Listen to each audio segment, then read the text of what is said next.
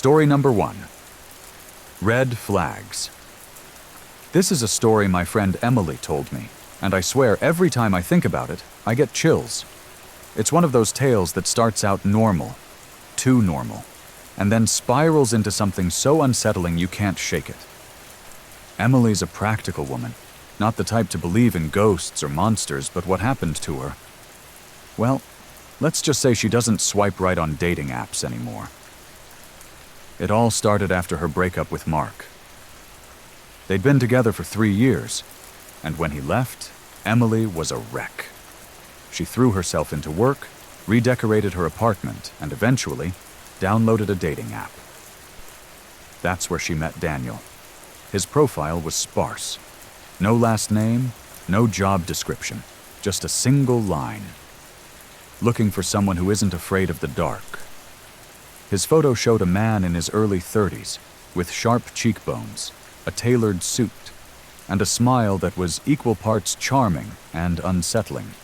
Emily swiped right because, well, he was gorgeous.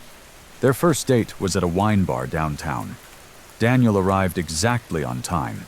His charcoal suit immaculate, his hair swept back in a way that made him look like he'd stepped out of a black and white film. He was charming, attentive, and oddly old-fashioned, ordering her a glass of Merlot with a flourish that made her laugh. But there were quirks. He never blinked. Not once. When his hand brushed hers, it was cold. Unnaturally so, like he'd been holding ice. And when they stepped outside, he lingered in the shadows, avoiding the glow of the street lamp like it burned. "I'm sensitive to light," he explained with a shrug. Emily laughed it off. Everyone's got their quirks, she told herself. Her mother, Margaret, wasn't so sure. Margaret's a retired librarian with a knack for sniffing out lies. And when Emily mentioned Daniel over tea the next morning, her mom's silver eyebrows shot up. "Something's off about him," Margaret said, stirring her Earl Grey with a little too much force. I did a little digging. There's no record of a Daniel matching his description.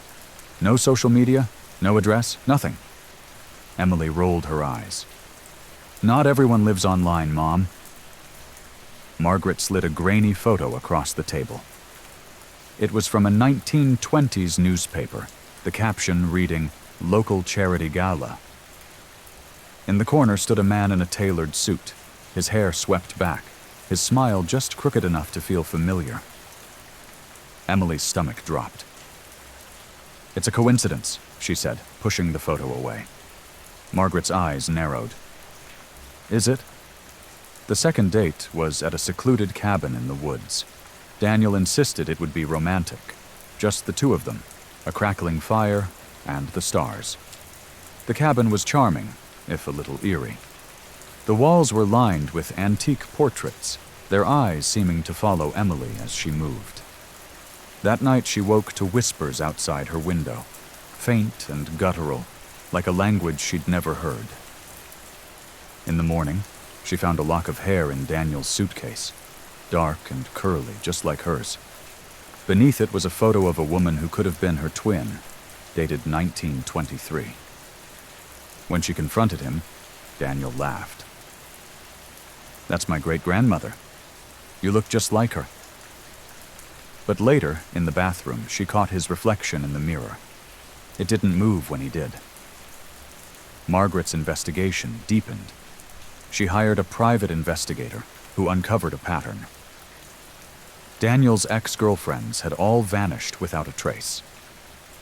A news article from the 1920s detailed the disappearance of a woman named Clara, who bore an uncanny resemblance to Emily. "He's tied to ritualistic murders," the investigator warned. "Be careful." Emily tried to leave after that, but Daniel was everywhere, texting her, showing up at her apartment, his smile never wavering. One night, she woke to find him standing over her bed, his eyes glowing faintly in the dark. "You're mine," he whispered, his voice echoing like it came from somewhere far away. She tried to scream, but no sound came out. The breaking point came when she found the hidden room. It was behind a false wall in Daniel's house, filled with trophies from his victims. Jewelry, IDs, locks of hair. A journal detailed his rituals, how he selected women who resembled Clara, his first love, the woman he'd sacrificed to gain immortality. Emily tried to run, but the doors and windows were locked. Daniel appeared, his form shifting into something grotesque, a shadowy figure with glowing eyes and limbs that stretched too long. Margaret arrived just in time, wielding a crucifix she'd found in the cabin. "Stay back!" she shouted, her voice steady despite the terror in her eyes.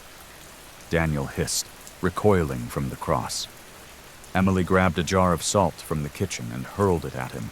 The grains burned his skin, leaving blackened welts. "The window!" Margaret yelled. Emily smashed it with a chair, letting the first rays of dawn flood the room. Daniel screamed, his body dissolving into ash. Months later, Emily tried to move on. She deleted her dating apps, threw herself into work, and avoided anything that reminded her of Daniel. But the nightmares didn't stop. She'd wake to whispers in the dark, her reflection moving on its own. A package arrived one morning, containing a photo of her with the words, "See you soon," scrawled on the back. And sometimes, when she looked in the mirror, she saw him, standing behind her, his smile just crooked enough to feel familiar. Story number 2. The Finnish Silent Children. Let me tell you about Finland. Not the postcard version with northern lights and reindeer, but the Finland I lived through, the one that still follows me into my dreams. This isn't a ghost story. It's what happened. I was hired by a travel magazine to document winter traditions in Lapland. The job sounded simple. Photograph ice fishing, sauna rituals, maybe a husky sled ride. They set me up in a cabin outside a village called Kapalo, so small it didn't show up on Google Maps. The cabin was rustic, wood stove, no Wi-Fi, and windows so thin the cold seeped through like a ghost. The first night, I barely slept. The silence was loud. No cars, no TVs, just the creak of pines bending under snow. It happened on the third night. I was chopping wood behind the cabin, my breath fogging the air, when I heard laughter. Kids, I thought, high-pitched, playful. I turned and saw them, 5 children in puffy coats and knitted mittens, building a snowman under the trees. Their cheeks were pink, their scarves bright against the white. Cute, right? But something felt wrong. They weren't leaving footprints. The snow around them was smooth, untouched, like they'd been placed there by hand. I blinked, rubbed my eyes, frostbite hallucinations? But when I looked again, they were still there. A girl, maybe 7, waved at me. Her mouth moved, but no sound came out. "Hey!" I called, my voice too loud in the silence. "Shouldn't you be home?" They froze. All 5 turned to face me, their smiles dropping like stones. Then, like smoke, they dissolved into the falling snow. I stood there for 10 minutes, staring at the empty clearing. The snowman remained, lopsided and grinning, its stick arms raised as if mid-dance.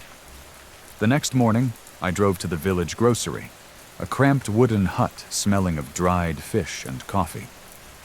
The owner, Helmi, was a woman in her 70s with sharp blue eyes and hands scarred from decades of chopping firewood. When I mentioned the kids, her face tightened. "Hiljaset lapset," she said, slamming my change onto the counter. "The silent ones. You don't talk to them. You don't look at them." She told me a story from 1958.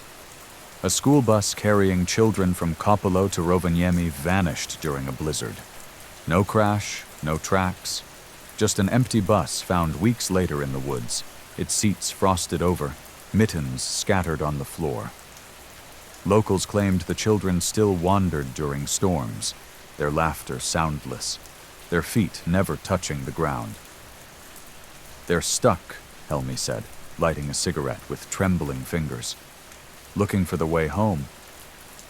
I laughed, nervously, and bought a jar of cloudberry jam. Ghost stories sell magazines, right? The blizzard hit at midnight.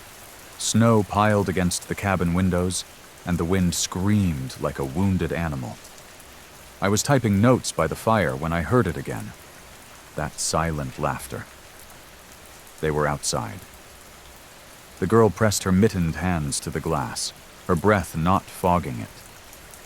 Behind her, the others stood perfectly still, their snowman now twisted and grotesque, with jagged sticks for arms and stones that looked too much like teeth. I grabbed my coat, shoved my feet into frozen boots, and yanked the door open. Cold punched the air from my lungs. "Go home!" I shouted. They didn't move. The girl tilted her head, her eyes black and glossy like wet stones. Then she pointed at the snowman. Its stick arm creaked, lifting to aim at the woods.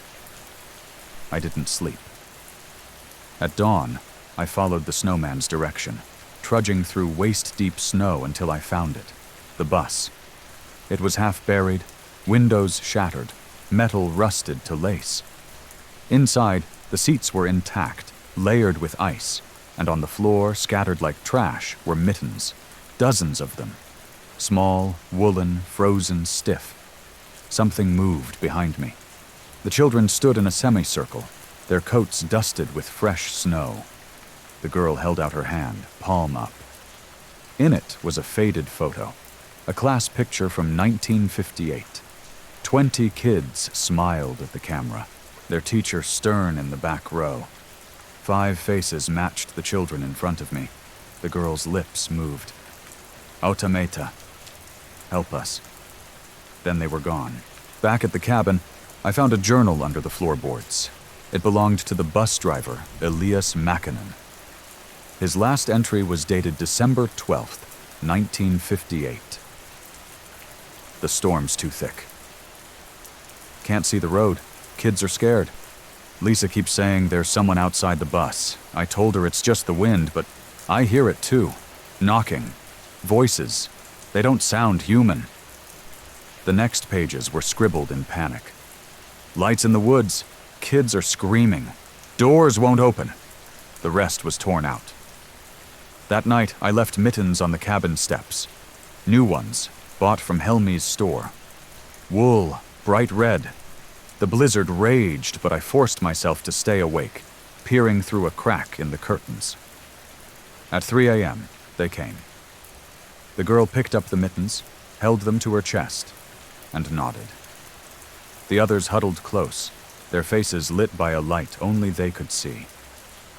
Then they walked into the woods, the snow closing behind them like a curtain. I left Finland the next day. The magazine killed the story, called it unverifiable. But as my plane lifted off, I glanced down at the forest and saw them, 5 small figures waving. The girl's red mittens glowed like embers in the white. I wish that was the end. Last week I found a mitten in my mailbox. Woolen, child-sized, reeking of pine and ice. And sometimes, when it snows, I hear laughter outside my apartment. Silent. Waiting. But the worst part? I don't want them to stop. Story number 3. The Norwegian Fisherman song. That's what happened to me 2 winters ago, on the Måneskin. A trawler so old its hull groaned like a dying man. I'll tell you everything. The cold, the voices, the way the sea changed. But you have to promise not to laugh. I'm not crazy. I'm just the only one left to talk about it. I took the deckhand job out of desperation. After my ex cleaned out my bank account, I needed cash fast, and the Måneskin was hiring. No experience required, the ad said. Big mistake. Captain Larson met me at the Bergen docks, a bear of a man with a beard stiffened by salt and a pipe dangling from his lips. The boat reeked of diesel and decay, its paint peeling like sunburned skin. "You'll sleep in the forecastle," he said, tossing me a moldy sleeping bag. "Don't touch the radio.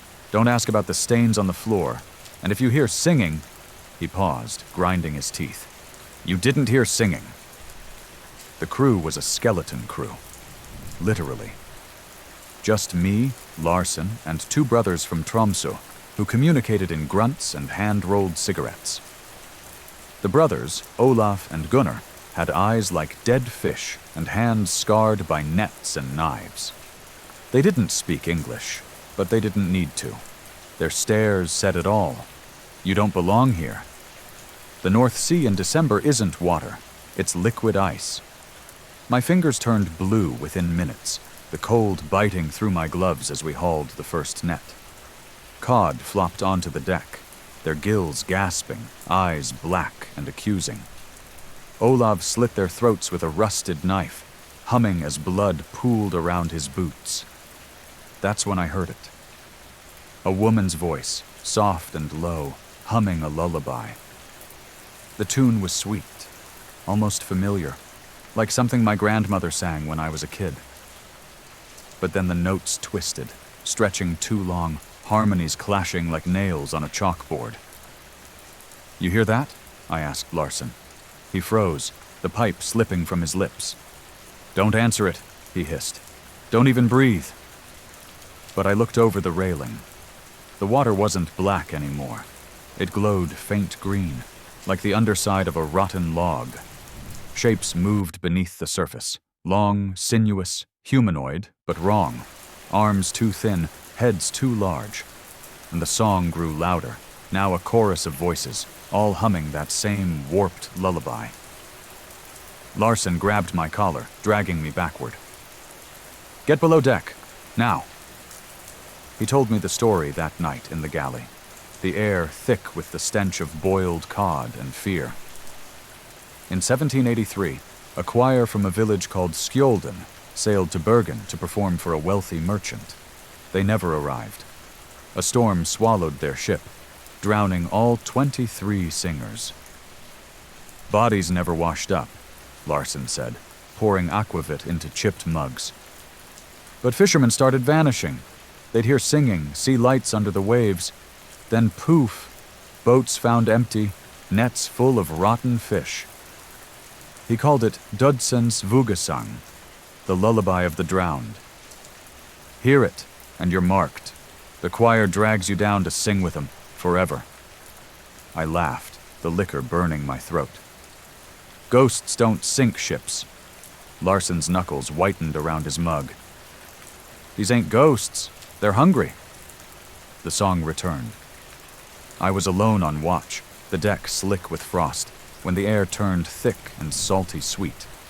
Rotting kelp, maybe, or something worse. The lullaby began again. Closer now, the voices raw and wet, like throats clogged with seaweed. Then I saw her. A woman floated beside the boat, her hair fanned out like black kelp, skin bluish-white under the moon. Her mouth moved in time with the song, but her eyes, they were gone. Hollow sockets glowed faint green, matching the light pulsing beneath the waves. Others surfaced around her. Men, women, children, all bloated and pale, lips sewn shut with fishing line. Yet the song poured out of them, vibrating the deck beneath my boots. I tried to run, but my legs wouldn't move. The woman reached out, her fingers brushing the railing. Where she touched, the metal rusted, crumbling like ash. Larson! I screamed. The captain burst onto the deck, shotgun in hand. Olav and Gunnar followed, cursing in Norwegian. Don't look at them! Larson shouted, firing into the air. The blast echoed, but the choir didn't flinch. Their song swelled, the boat shuddering as green light engulfed the waves. Olav made the mistake of peering overboard. A skeletal hand shot up, snatching his wrist. He screamed as they dragged him under, the water churning red. Gunnar lunged for his brother, but Larson tackled him. It's too late! Get to the lifeboat! The Måneskin tilted violently, nets and crates sliding into the sea. The choir climbed aboard, their stitched lips straining against the song. The woman reached for me, her fingers brushing my cheek, cold, so cold, and my vision blurred. I stumbled toward the life raft, Gunner's screams fading behind me. Larson shoved me in, hacking at the ropes with a knife. The boat capsized, water roaring into my lungs as the raft flipped. I plunged underwater, the choir's song vibrating in my skull. They surrounded me, their sewn lips inches from my face. The woman gripped my ankle, dragging me deeper. Pressure crushed my chest, and the song morphed into a command. Let go. Sleep. But then, a flash. My grandmother's face, her voice singing the real lullaby, the one she'd hummed when I was sick. I clawed towards the surface, the choir's claws raking my legs. Light. Air. I breached, gasping. The raft miraculously righted. The moonskin was gone. Only the green glow remained, fading as the choir sank back into the dark. Coast Guard divers found me hypothermic and delirious, clinging to the raft. They said I was lucky. A rogue wave, they called it. No trace of the Måneskin, Olav, Gunnar, or Larson. Just an oil slick and the stench of rot. At the hospital, nurses peeled off my wetsuit. My legs were covered in handprints, small, child-sized bruises webbed between the fingers. I quit the sea, moved to Oslo, got a job stocking shelves at a grocery store. But the choir followed. At first it was small things, seaweed on my doorstep, barnacles crusting the bathroom tiles. Then, the dreams. Water filling my lungs, the woman's stitched lips brushing my ear. Last week, I found a photo taped to my door. A group portrait from 1783. The choir posed in starched collars and bonnets. Their eyes were scratched out. This morning, my bathroom mirror fogged up on its own. Words appeared in the condensation. Vi Venter. We're waiting. I'm writing this because I heard the lullaby again. It's faint, humming through the pipes, but it's getting louder. They're coming. Story number 4, The Bloodless Bodies. I'll tell you the truth about what happened here in '83, but you ain't gonna believe it. Not unless you felt the plains breathe under your feet or seen the soil open up like a hungry mouth. This ain't no campfire tale. This is Nebraska's curse. It started the day Eli McCready missed Sunday service. The McCreadys weren't churchy folk, but Eli never missed a sermon. He'd sit in the back pew, straw hat in hand, nodding along like the preacher was auctioning hogs. So when the bells rang and his spot stayed empty, Pa elbowed me. "Ride over there, Tom. Make sure they ain't dead." I laughed. We all did. Death was a neighbor out here. Drought, fever, a snapped neck and a wheat thresher. But the McCreadys were sturdy as oak. 7 sons, a wife who could wrestle a bull, and old man McCready, who'd fought Comanche and lived to spit about it. Their farm sat 3 miles west, a sprawl of cornfields and red clapboard. I remember the sky that day, bruised purple like God had punched a hole in it. The wind carried the stink of rot, but not the usual kind. Sweet, almost, like overripe plums. The gate creaked when I pushed it open. No dogs barked, no chickens scattered, just the dry rasp of corn stalks rubbing bony shoulders. I found Eli first. He lay belly up in the north field, arms spread like he'd been trying to hug the sky. His skin was the color of lard, so pale I could see the blue rivers of veins under his cheeks. No blood, no wounds. His overalls were starched stiff, dirt crusted under his nails like he'd been clawing at the soil. "Eli," my voice cracked. I ran to the house. Ma McCready sat rockin' on the porch, her Bible open to Psalms. Her eyes were glassy, fixed on the horizon. Her fingers had dug grooves into the leather cover.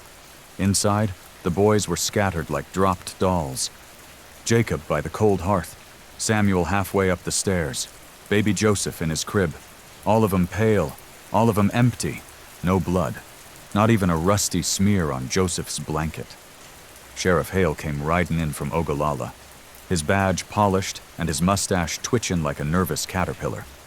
He poked the bodies with his boot, muttered about plague, and ordered the doc from Boston to take a look. Doc Withers was a jumpy little man with spectacles thicker than jar bottoms. He peeled back Eli's eyelids, pressed a horn contraption to his chest, and went greener than spring wheat. No heartbeat, no rigor mortis, but no decay either. He wiped his hands on his coat, leaving streaks of dust. It's as if their blood just evaporated. Folks didn't wait for answers. By sundown, the church was packed, wives clutching rosemary bundles and babes smeared with garlic paste. Preacher Halsey shouted about Sodom and sulfur, but my granny, who'd buried 2 husbands and a daughter in the Dakota Wars, just stared into the fire. "Ain't no plague," she said, stirring the embers with an iron poker. "They dug too deep, pissed off the ectomy." "The what?" I asked. She spat into the flames. "Spirit, old as the dirt. You stab the earth, it stabs back." 2 weeks later, the Hoopers went. They were new money. Railroad folk from Chicago who'd bought up 200 acres and planted a fancy well with a crank and bucket. Found them at the supper table, forks in hand, plates piled with cold venison. Old Man Hooper's pipe still smoldered, tendrils of smoke curling round his gray face. No blood, no stink, just dried up husks. That's when the panic set in. Farmers boarded up wells. Others dumped salt down them or tossed in crucifixes stolen from graves. The Gustafsons even sacrificed a hog, chucking its squealing body into their pit. Didn't matter. By harvest moon, 6 more farms were hit. I started noticing things the others missed. Every struck farm had 2 marks, a new well and a blighted patch. Not the usual sickly crops or thistle-choked dirt, but a perfect circle of dead earth, smooth as a pond. Nothing grew there. Nothing could. One night, I rode out to the miller's place. They'd sunk a well that summer, bragging about water so sweet it made sugar taste bitter. Their blight was the size of a wagon wheel, right behind the barn. I knelt, pressing my palm to the soil. It was warm and breathing. Faint, like a sleeping babe, but steady. When I pressed my ear to the ground, I heard it. A low, wet squelch, like a boot sucking free of mud. Sheriff Hale called me a fool, but humored me. "One night," he said, chewing tobacco like it owed him money. "You get 1 night to prove this hogwash." We set up in the miller's barn. Me, the sheriff, Doc Withers, and Father Donnelly, who'd brought a Bible and a whiskey flask. The moon hung fat and yellow, the blighted patch glowing like a fresh scar. Midnight came. Crickets died. Then the ground moved. The blight bubbled, soil swelling like a boil. Out crawled something. Not a spider, not a man. A nightmare stitched from both. It stood 7 feet tall, limbs stretching too long, jointed wrong, like a daddy longlegs forced into trousers. Its skin was the color of dried clay, cracked and oozing black sap. No eyes, but a mouth. Christ, the mouth, stretching ear to ear, lined with hooks like rusty fishing barbs. It skittered to the well, hooks clicking against stone. Then it sang. Ain't no words for that sound. A mother's lullaby twisted through a meat grinder. The barn door creaked open. Little Sarah Miller sleepwalked out, nightgown glowing in the dark. "Sarah!" The sheriff lunged, but the thing's limb lashed out, whip fast, snapping his neck like a twig. Doc Withers screamed. The thing turned, its song pitching higher. The doc clawed at his ears, blood seeping between his fingers. Then he dried up, skin shrinking to his bones like jerky, till he crumpled into dust. Father Donnelly prayed, crucifix shaken. The thing's mouth unhinged, swallowing his head whole. No blood, just the crunch of bone. The priest's body going limp as a feed sack. I ran. Sarah's hand brushed mine. Cold, so cold. And then she was gone. The thing's hooks buried in her chest.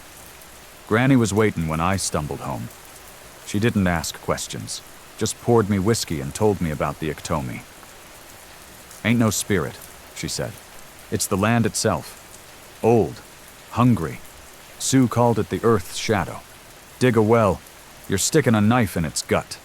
plant crops, you're stealing its meat. Now it's feeding.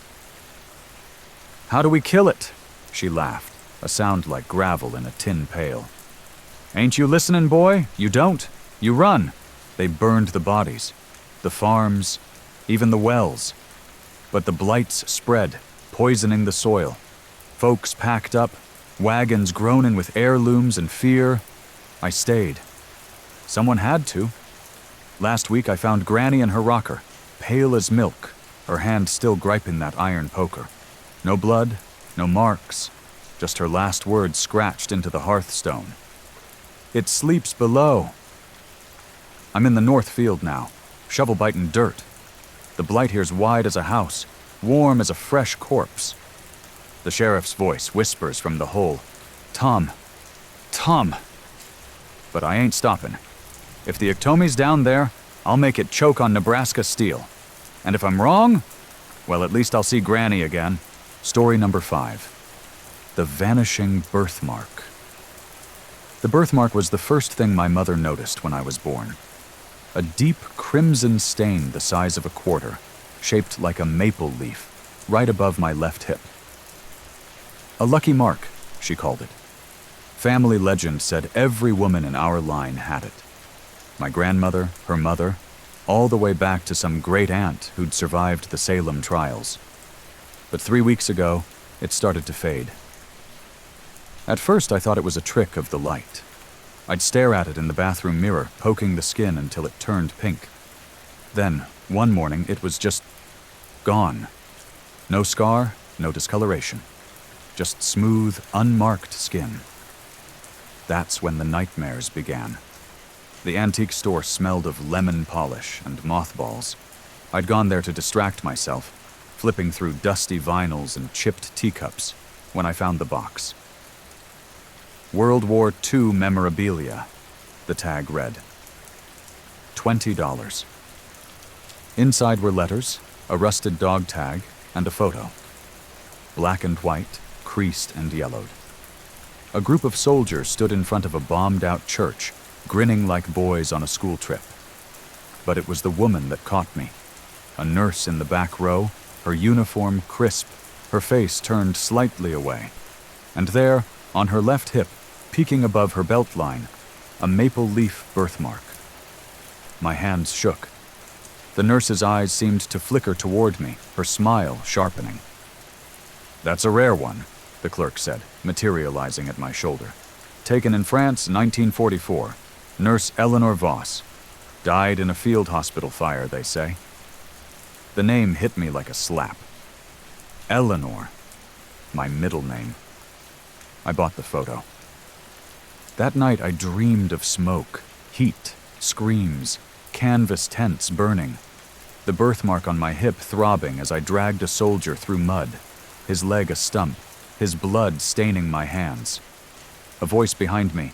Eleanor, they're coming! I woke to the smell of charred flesh. My bedroom was empty, but the photo on my nightstand had changed. The nurse, Eleanor, was now looking directly at the camera, her mouth a grim line. The birthmark on her hip was darker, angrier, and on my hip, the skin itched. The library archives had one mention of Eleanor Voss, Nurse Eleanor Marie Voss, 24, killed in an artillery strike near St. Lo, July 1944. No remains recovered. But the dates didn't add up. The photo was stamped June 1944. If she died in July, how had the clerk known about the fire? The librarian eyed me over her glasses. You're the third person this month asking about her. Who else? She hesitated. A man. Old. Smelled like burnt hair. He came that night. I was soaking in the tub, trying to scrub the phantom smell of smoke from my skin, when the bathroom light flickered. The photo, propped on the sink, moved. Eleanor's face pressed against the glass, her mouth stretched in a silent scream. The doorbell rang. A man stood on my porch, his coat buttoned to the neck despite the summer heat. His face was a ruin, scars twisting from hairline to jaw, one eye milky and unblinking. "You have her mark," he rasped. I slammed the door. He slipped a note under the threshold. "She's not gone. She's hungry." The nightmares got worse. Eleanor's hand sewing stitches with black thread. A soldier sobbing as she peeled bandages from his burns. The birthmark pulsing like a second heart as she whispered, "Almost done." I woke with blisters on my palms. The photo had changed again. Eleanor stood front and center now, the soldiers blurred. Her birthmark was gone. But on my hip, the skin had split. A raw, red maple leaf. The scarred man returned. "She's in you," he said, forcing his way inside. His breath reeked of antiseptic. "The mark's a door. Lets her through." He unbuttoned his coat. His chest was a quilt of scars, all maple leaf shaped. "We served together," he said. "She wasn't a nurse. She was an experiment. The Nazis, they made her. Something that could heal soldiers, but it went wrong. The more she fixed, the more she needed to take." He touched my birthmark. Pain lanced through me, and I saw Eleanor in a lab coat, injecting black fluid into her hip. The birthmark swelling, turning venomous. Soldiers screaming as their wounds knit too fast, bones cracking through skin. The fire, not artillery, but her, burning as the thing inside her burst free. The birthmark is spreading. It's up to my ribcage now, hot and veined. I can hear her in my head whispering, "Let me finish." The scarred man says there's one way to stop her. Go to St. Lo, find what's left of her, and burn it. But last night, I caught myself humming a lullaby I've never heard. And when I look in the mirror, sometimes, she's the one staring back. Story number 6, the shared hallucination. We all saw him. That's the worst part. It wasn't a dream or a trauma-induced delusion. 16 strangers on a bus, from the college kid blasting emo music to the grandma knitting a scarf the color of dried blood. We all saw the man in red. And now, one by one, we're dying the way he promised. It happened on Highway 27, just past the Welcome to Briarwood sign. I was heading to my sister's wedding, my bridesmaid dress stuffed in a garment bag overhead.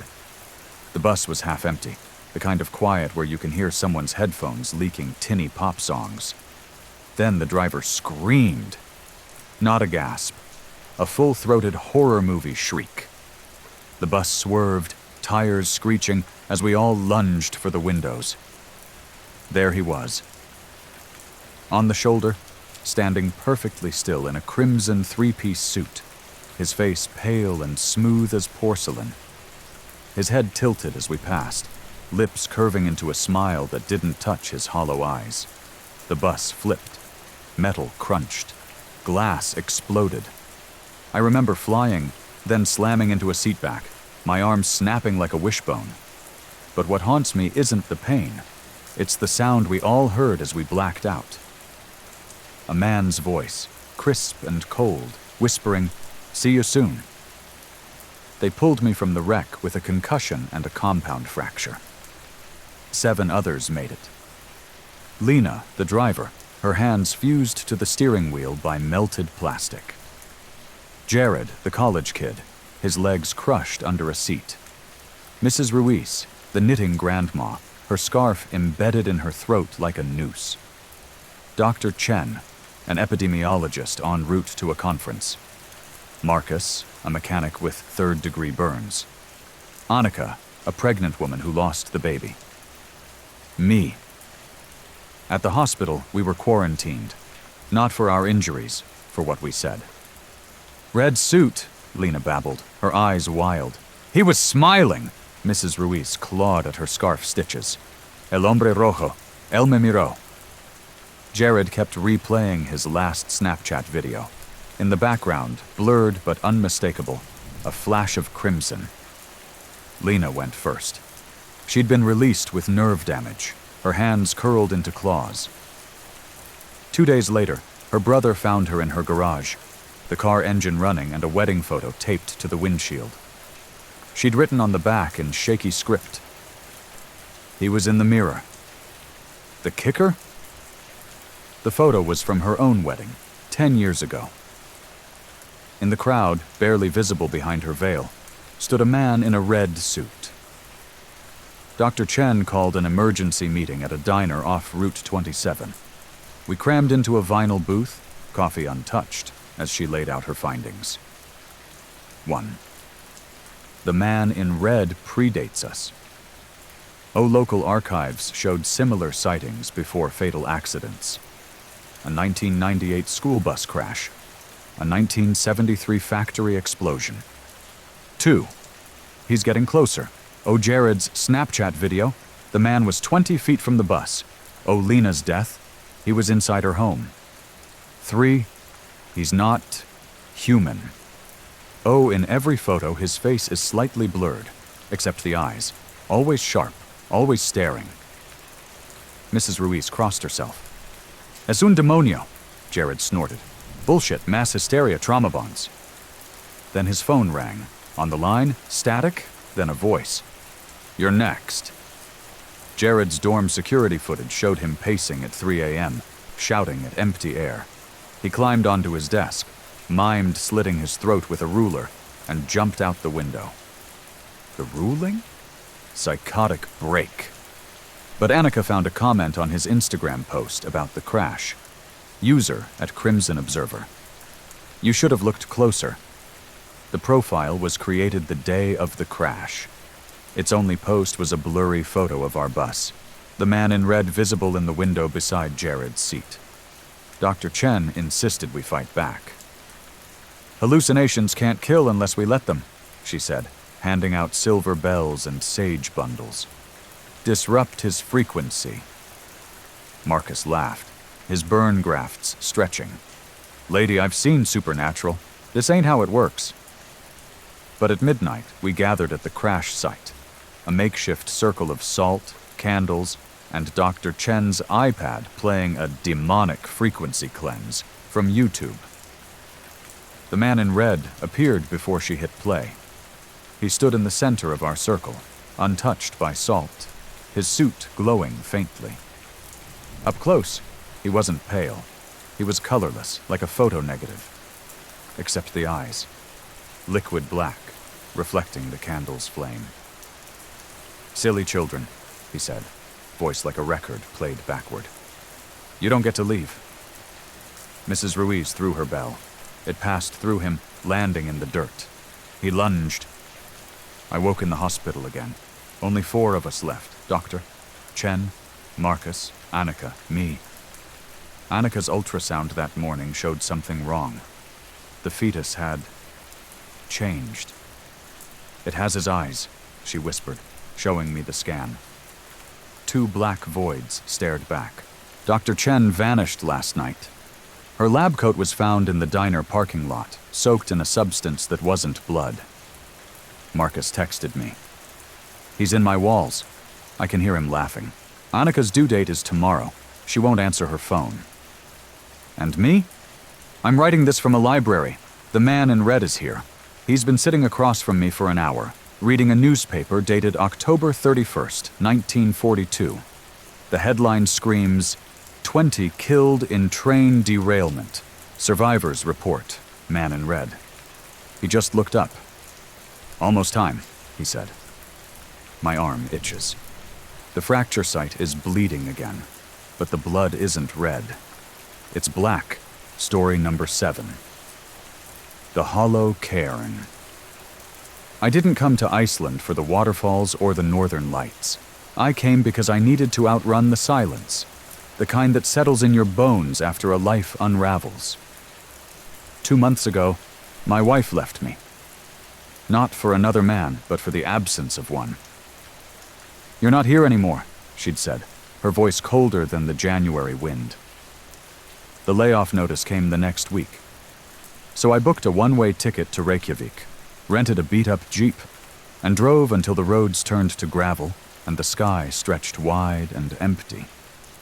The farmer at the N1 gas station outside Selfoss was the first to mention the cairn. I'd stopped to ask directions to Thingvellir, but his eyes lingered on my wedding ring, still stubbornly clinging to my finger. You're not the first to chase ghosts out here, he muttered, wiping engine grease onto his overalls. If you're set on wandering, avoid Vanadalshnúkur's eastern slope. The stones there, they don't let go. I should have listened. Vanadalshnúkur isn't the tallest peak in Iceland, but it's the hungriest.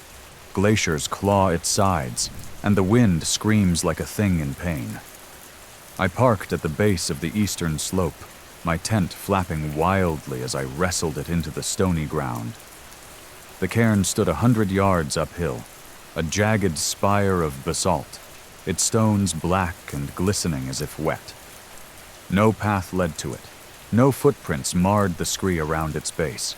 It looked less built than vomited from the earth. That first night, the silence ate at me. No crickets, no rustle of animals, just the wind's howl and the distant creak of ice.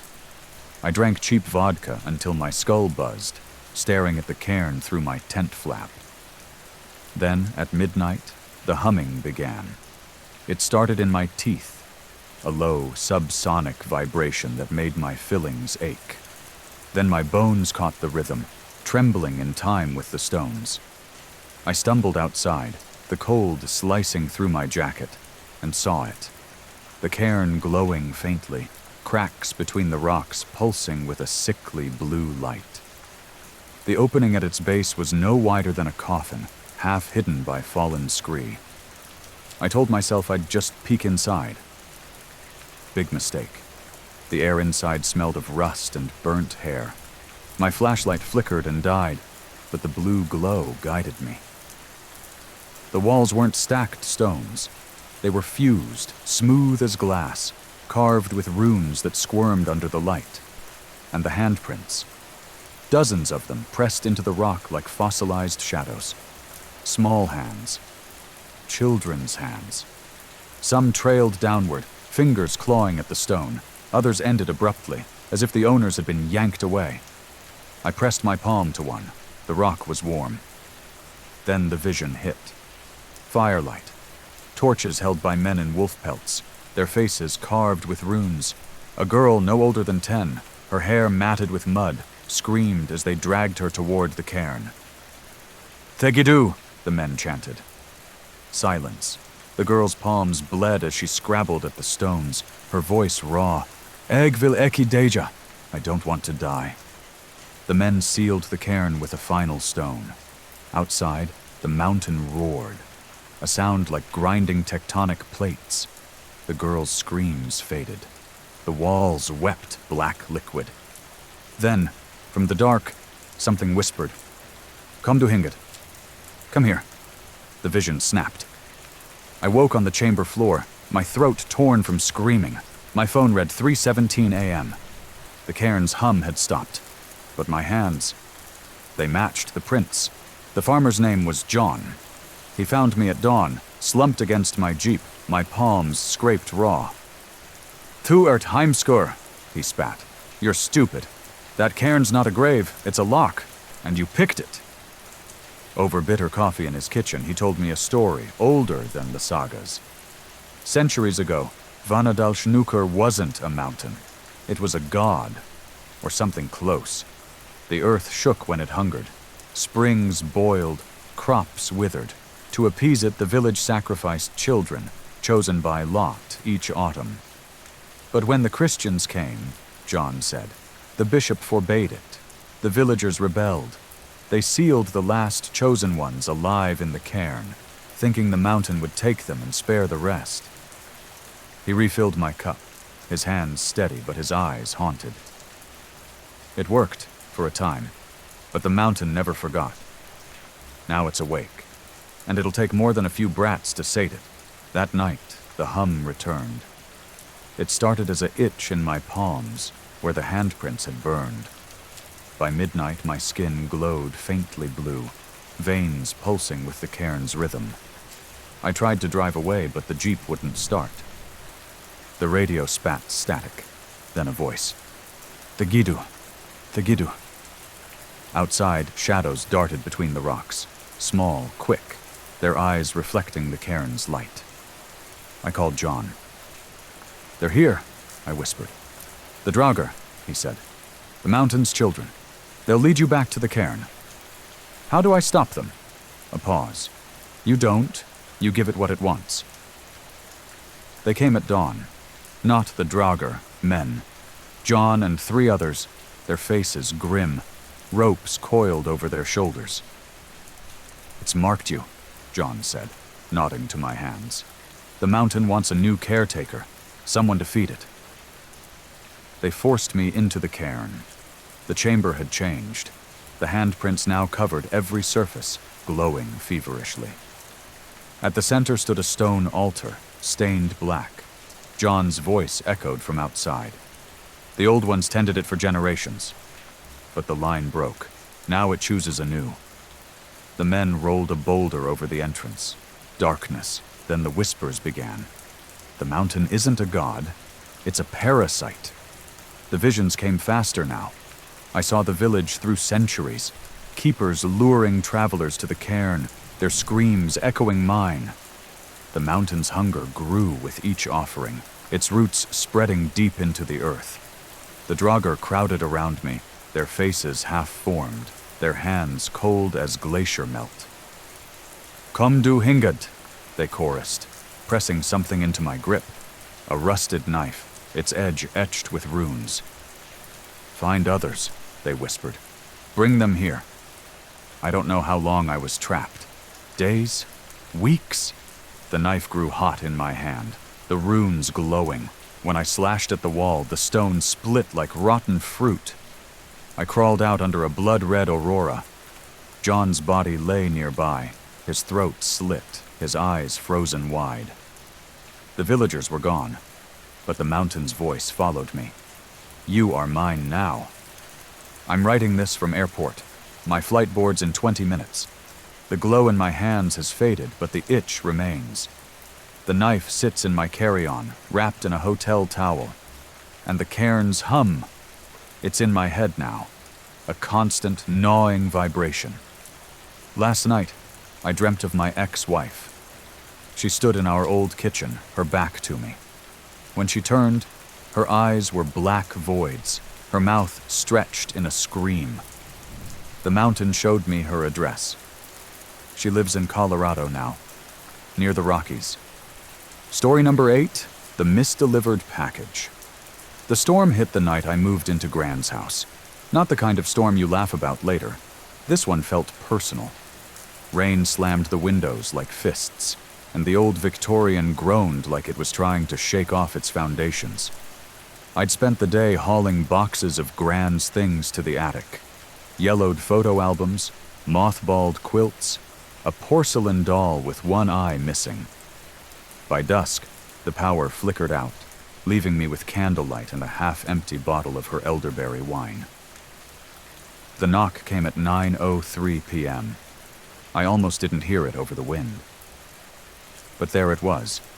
3 sharp raps, too deliberate to be a branch. My boots squeaked on the hardwood as I crossed the foyer, the floorboards trembling underfoot. Through the peephole, the porch was empty, just rain sheeting through the glow of the street lamp. The package sat at my feet.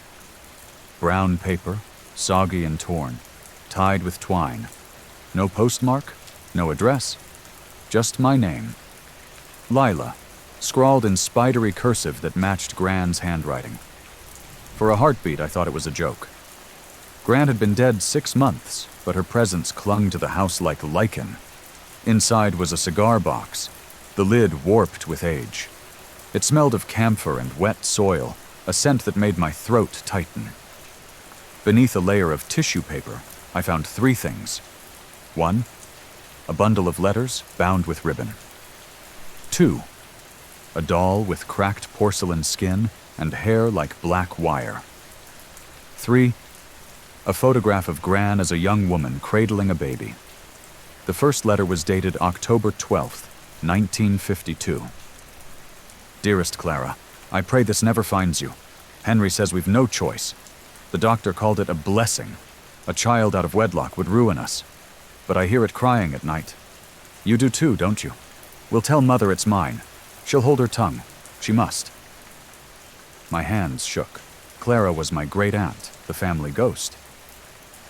Died at 17, Mom always said. Typhoid. But the photos back read, Clara's child, 1953. The doll's glass eyes glinted in the candlelight. Mrs. Peeler lived next door. At 89, she was the only person on the block who remembered Gran as a girl. I found her the next morning pruning roses in the drizzle. Clara? She snipped a thorny stem, her voice flat. Pretty thing. Vanished one summer. Your Gran said she'd gone to a sanatorium. What about a baby? Her shears froze. Best leave the past buried, child. But her eyes flicked to my house, the attic window dark behind the ivy. The doll sat on my dresser that night, though I'd left it in the parlor. Its hair was coarser than I remembered, knotted with a ribbon the color of dried blood. When I touched it, the room plunged cold. A whisper brushed my ear. She's in the walls. The attic hatch was hidden in the ceiling of Gran's old sewing room. I dragged a ladder from the garage, the wood splintering under my grip. The hinges screamed as I yanked it open. Dust rained down. The air smelled of mildew and something sharper. Rotting flowers. Gran's trunk waited under a tarp. Inside, more letters. December 3rd, 1953. Henry took the babe to the creek. Says it's a mercy. Clara won't stop screaming. The doctor gave her something. Mother says we'll seal the room. February 14th, 1954. She's clawing at the walls. Says she hears it, crying. The neighbors are talking. March 8th, 1954. Done. The bricks hold. God forgive us. The attic's north wall was wrong. Behind the insulation, the plaster was smooth, but the bricks beneath were uneven, newer. I chipped at the mortar with a screwdriver, my breath fogging in the cold. The first bone was small, a finger, delicate as a bird's. Then a rib. Then a skull, its fragile dome cradled in my hands. Clara, her hair clung to the bone, black and coarse as the doll's. Rain drowned the town that night. The doll sat propped on my bed, its head lolling. I drank until the room spun. Gran's letters spread like a confession. At midnight, the whispers began. You found me. The air reeked of wet earth. Clara's voice was a scrape of nails on brick. He drowned her in the creek, but she's still here, in the walls, in the doll. The attic hatch slammed open. Something crawled down the ladder, a shadow with Clara's hair, her skeletal fingers dragging across the floor. You have to finish it, she hissed. Bury her with me. I dug in the storm, mud sluicing into my boots. The doll weighed nothing, but its presence dragged at my arms like an anchor. The creek was swollen, chewing at its banks. I waded in, the cold stealing my breath, and thrust the doll into the current. It didn't float. It sank like stone, glass eyes gleaming until the water swallowed it. The police called it a breakdown. The bones? Animal, they said. Mrs. Peeler brought casseroles and silence. But last night, the rain tapped Morse code on my window. Dot dash dot slash dash dash dot ripen me. And in the garden, beneath the rose bushes, the doll's hand breached the soil. Its fingers curled toward the house. Story number 9. Old roller rink. You know that old roller rink off Route 9? The one with the neon sign that's been busted since the 90s? Yeah, that place. My dad used to take me there every Friday when I was a kid. Popcorn that tasted like cardboard, sticky floors that'd rip your socks off. But back then, it felt like magic. They closed it down after the accident. I don't mean someone broke their wrist accident. I'm talking about the real story, the one they scrubbed from the news, the one that left a water stain on the rink floor, shaped like a person. Last month I went back. Why? Maybe I wanted to feel like a kid again. Or maybe I just needed to prove to myself that what happened to Lucy Harlow wasn't my fault. The air smelled like mildew and Sprite syrup. My flashlight caught the disco ball still hanging from the ceiling. Half its mirrors cracked. I stepped onto the rink floor, and my sneakers sank. It was wet, not puddle wet. Cold, slimy wet, like the floor was sweating. I told myself it was just a leaky roof, but then I heard it.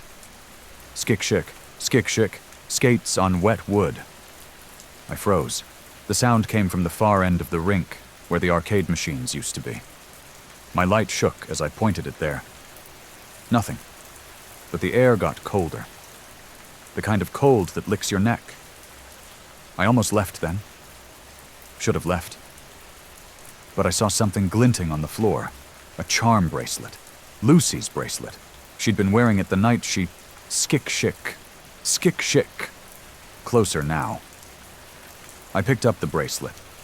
The charms were ice cold. A roller skate, a heart, and a tiny coffin. I don't remember that last one. That's when the music started. Not the cheesy pop songs they used to play. This was warped, slower. Like the speakers were drowning. And under it, laughter. Kids laughing. But not happy laughs. The kind you hear when someone's about to push you down the stairs. I ran for the exit. My feet slipped on the wet floor and I fell hard. The bracelet dug into my palm, drawing blood. When I looked up, she was there. Lucy. Not the Lucy I knew. This Lucy's skin was waterlogged, her hair stringy like seaweed. She glided toward me, skates scraping the floor. Skick-shick. Skick-shick.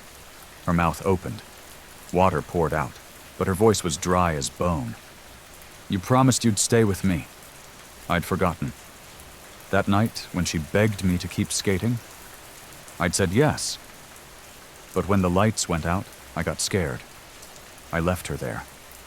The disco ball shattered above us. Glass rained down, but the shards, they moved slow, like we were underwater. Lucy reached for me. Her fingers brushed my wrist. Drip. Something hit my forehead. Not glass. Water. Then the ceiling caved in. The paramedics said I was lucky. Just hypothermia and a concussion.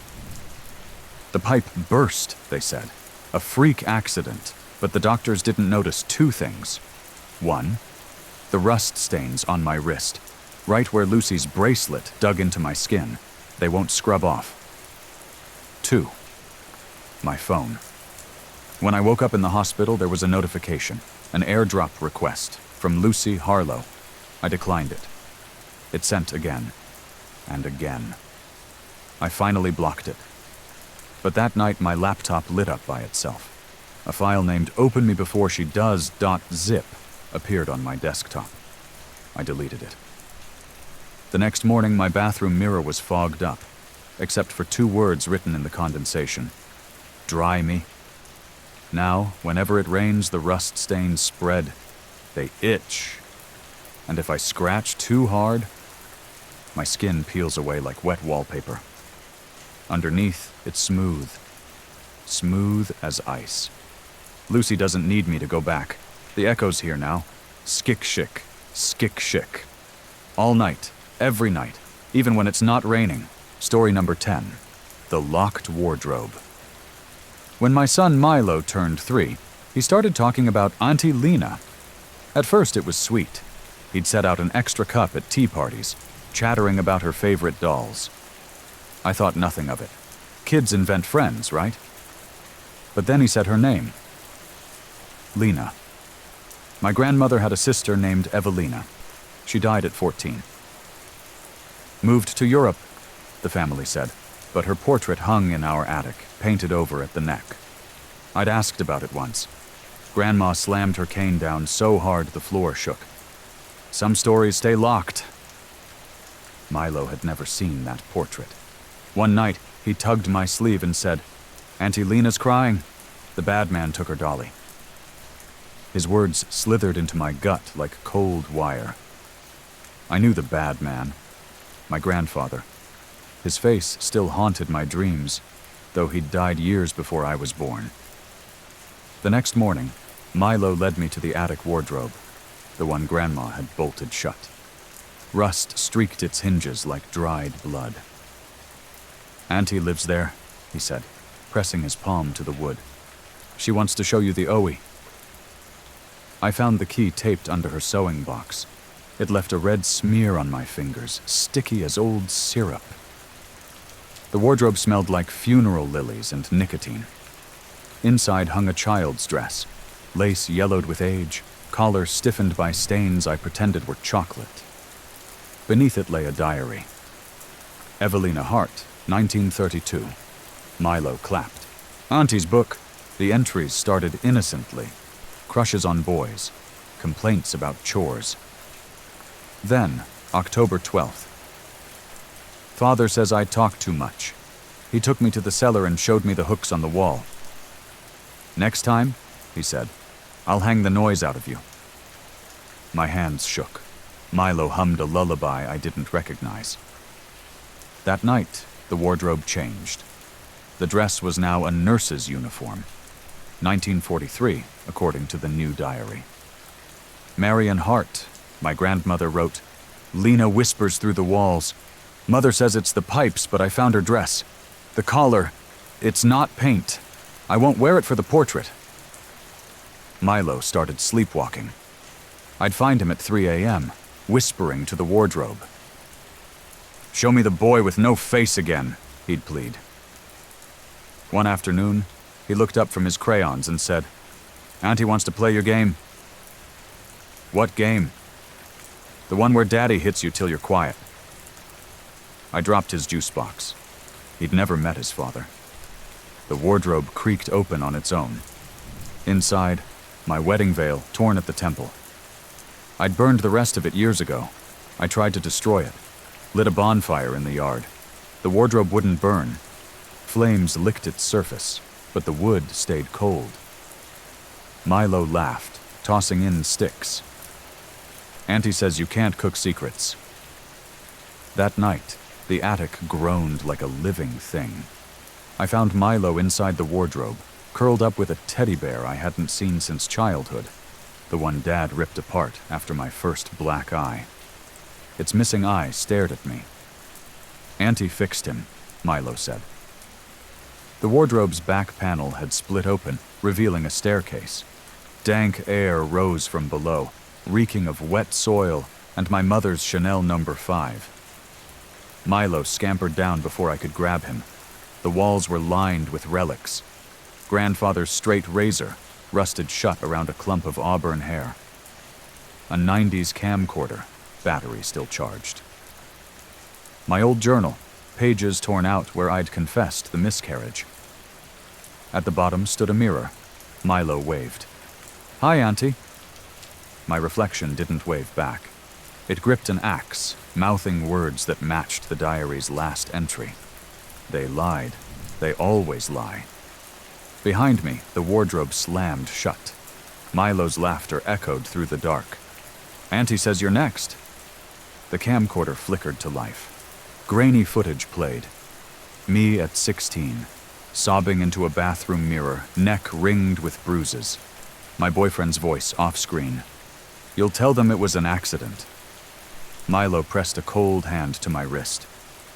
"He's sorry now. Want to see?" The mirror cracked. Blood seeped through, warm and metallic. It spelled words on the floor. "Tell them." I grabbed Milo and ran. The wardrobe locked itself behind us. Child services came last week. Milo told them about the game and the boy with no face. They asked about my scars. I said I fell. The wardrobe's empty now. But this morning I found a new diary. Property of Diane Hart, 2023. My name. Yesterday's entry. Milo asked for a baby sister. I said no.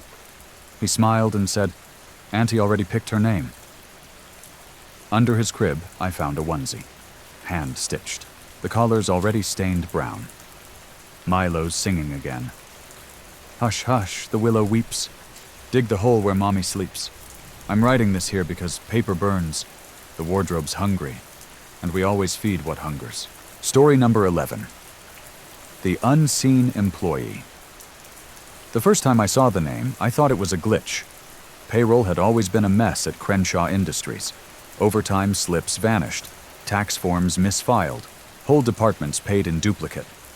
But John Doe, senior analyst, was different.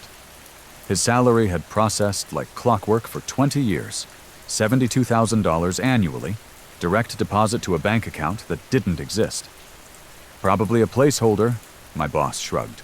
Old systems get quirks. But placeholders don't send emails. It started with Meredith in accounting.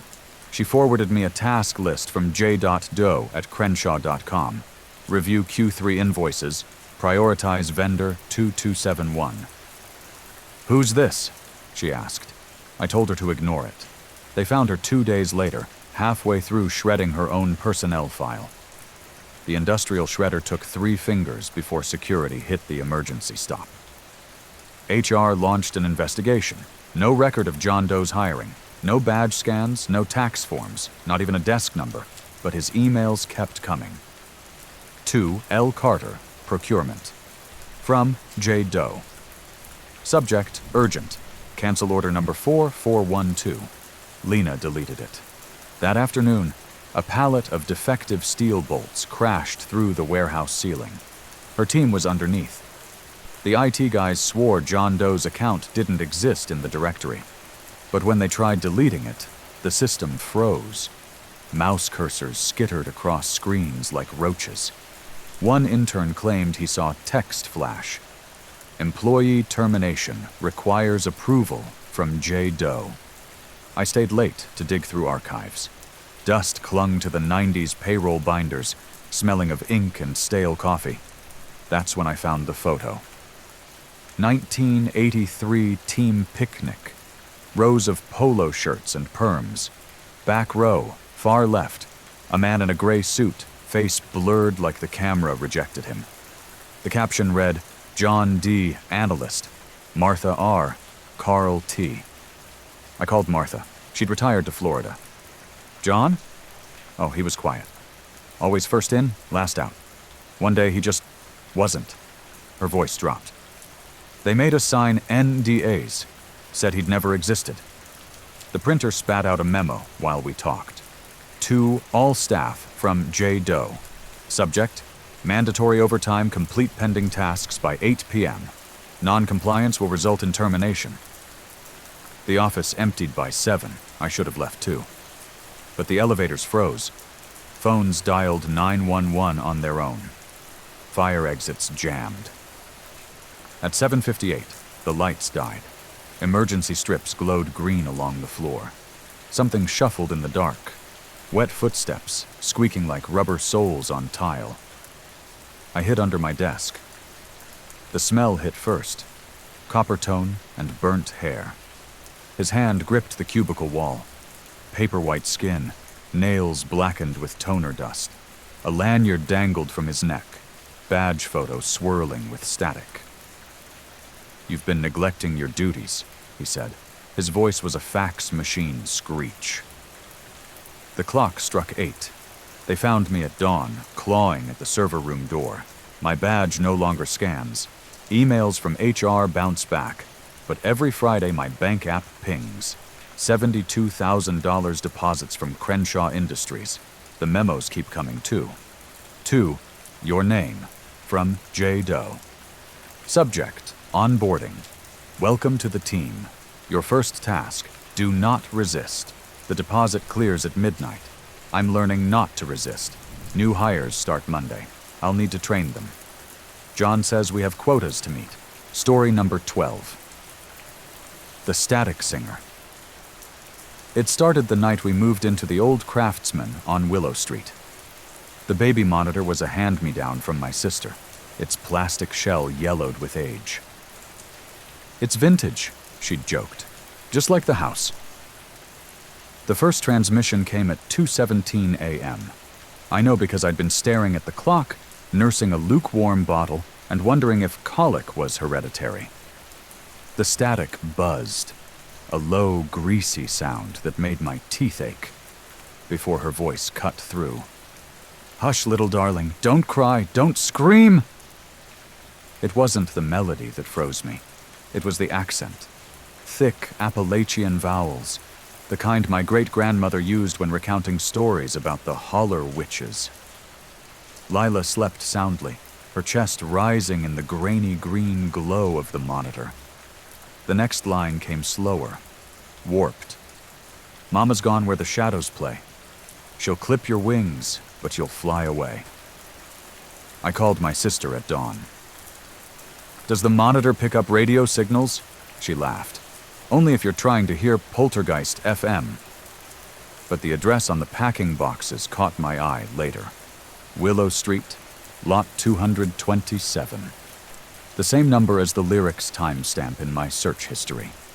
Patient number 227, St. Agatha's Asylum, committed 1924.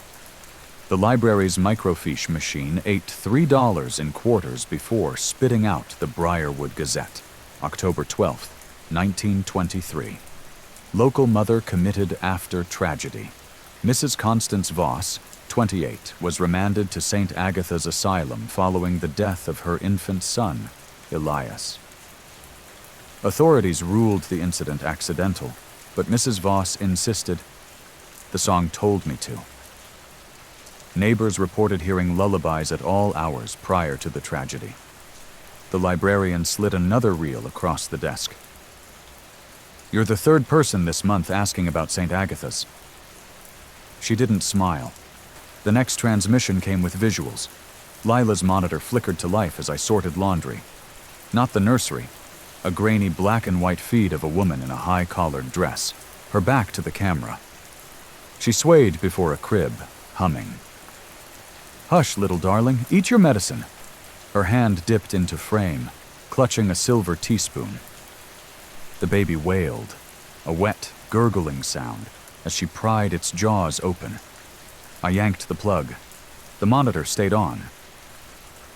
"Open wide for the harvest moon." The woman turned. Her face was a smudge of static, but the brooch pinned to her dress gleamed clear, a crescent moon swallowing its own tail. I'd seen that brooch. Grandma's jewelry box yielded proof. A matching piece tucked under her rosary. The note with it, brittle with age, read, "Constance's dowry. Return if found." The asylum's east wing loomed behind a tangle of blackberry brambles. I'd brought Lila, not by choice, but because the sitter canceled. "Food poisoning," she'd claimed, though her texts had odd gaps. "Can't. Coming. Don't." The air smelled of burnt sugar and wet concrete.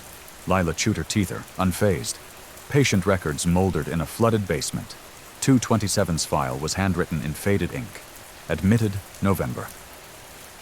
1923. Symptoms: hysterical vocalizations, refusal to nurse infant, claims of instructions from beyond. Treatment: hydrotherapy, restraint chair, moral realignment. Note: subject expired December. 1923. Cause: tracheal obstruction, spoon fragment, body misplaced during 39 fire. A Polaroid fluttered out, Constance strapped to a table, mouth pried open with a metal gag. The brooch glinted at her throat. Lila sneezed. The monitor in her diaper bag crackled. "Hush, little darling. Truth bites deep." My phone lit up. A voicemail from my sister. "The monitor, get rid of it. I didn't give you any." The line died. "Sew your lips to keep my secrets." They found Mrs. Peabody 3 doors down on Christmas morning. The sweet old lady who'd brought over banana bread. Her knitting needles protruded from her ears, wool trailing down to a half-finished blanket in her lap. The police asked routine questions. I didn't mention the lullaby she'd hummed while bouncing Lila, or the way Lila had grabbed her finger, leaving a bruise that spread like ink under skin. The transmissions escalated. Constance no longer needs the monitor. She whispers through the baby monitor app on my phone, the Bluetooth speaker in my car, the Alexa unit I unplugged and buried in the yard. Last night, she used my own voice. I woke to Lila's giggles. She stood in her crib, clutching the mobile I'd removed weeks ago, the one with butterflies made from Grandma's brooch. "Hush, little darling. Don't fear the flame." My mouth moved without me. "Burn the world to play our game." Lila clapped. The brooch butterflies twitched. The social worker arrives tomorrow. Young Ernest with a toddler of her own. She'll ask about the marks on Lila's arms, the ones that look like tiny handprints. I'll offer tea. Constance prefers oolong. The brooch is pinned to my sweater now.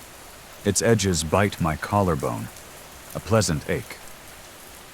Lila hums as I write this, her first words taking shape. Hush. The social worker's car just pulled up. I'll let her in. Constance gets lonely, and that concludes our chilling accounts. But remember, these stories aren't just fiction. If you enjoyed this, don't forget to like, share, and subscribe for more terrifying true tales. Sleep tight if you can. Until next time, stay safe in the dark.